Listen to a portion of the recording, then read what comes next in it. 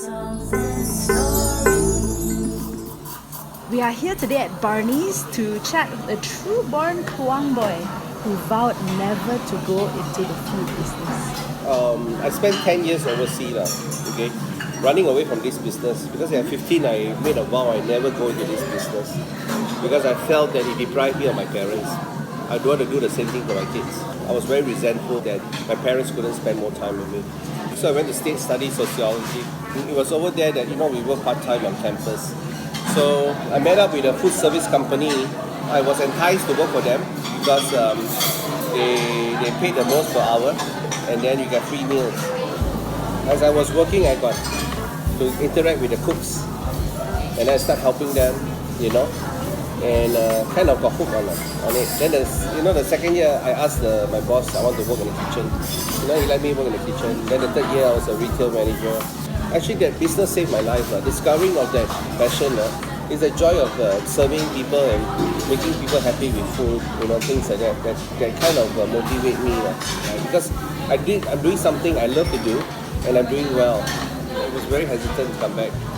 Very, very hesitant. I fight. But then a letter from my mentor from Malaysia, which it took 2 months to write, came at the time when I was struggling. So when the letter came, I had peace. I know what I had to do. Before I came back, I told myself, I have to do this thing. I have to build my business and food service. I have to piggyback on somebody successful. Because maybe what I want to bring here can be very new, you see.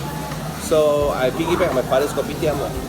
So he gave me a place about this 3-table length, bought me an oven, and I start making pizza.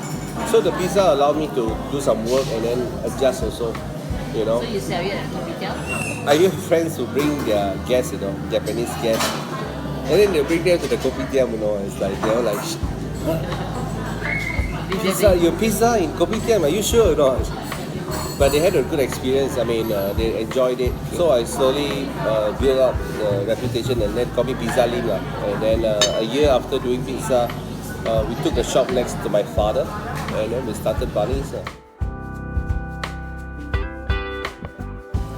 No, but the thing is, you run with the same passion to put out good food, consistent. I always tell my cooks I'm not satisfied with food. Many people can do good food. Some of my cooks have followed me from the beginning. So they've been with me about 16 years. So now that they run my kitchen, they run my kitchen. And so I'm quite happy about that. The family has to be really behind. You cannot fight two battles and you one battle at work and then go back to another battle with your wife because you're not at home and things like that, So yeah. So I'm thankful I have all that in this town. When you were young, you said you vowed you wouldn't go into the food business because it robbed you of your parents, right? So now that you're in it, are you doing anything differently because of your experience as a kid? Or? We know that we are not permanently stuck that way. You see, the difference is with my parents is that my father especially, they never trusted people, you see. Every time they try to put somebody there, if they make one mistake and then they push them aside and say, no, let me do it. They don't dare to take off because they don't have confidence. They're scared that if they close one day, other people will take away all their customers. That's why my father, paid for my education. He gave me an experience overseas working for Bon Appetit and learning from them what to do and things like that, how they run the business, how they give people many second chances, especially the boss that I work with. My workers know I'm a guy who gives many second chances. I'm not one that do 1, 2, 3, you're gone. Because partly a lot of them come raw. And they don't have work ethics, not like in the past. If you don't take time to give them chances and chances after chances, I wouldn't have all these people working for me for so many years.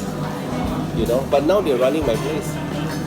I can actually go for holidays and let go.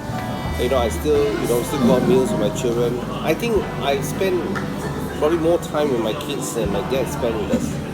And we're still able to do that and go on holidays and things like that.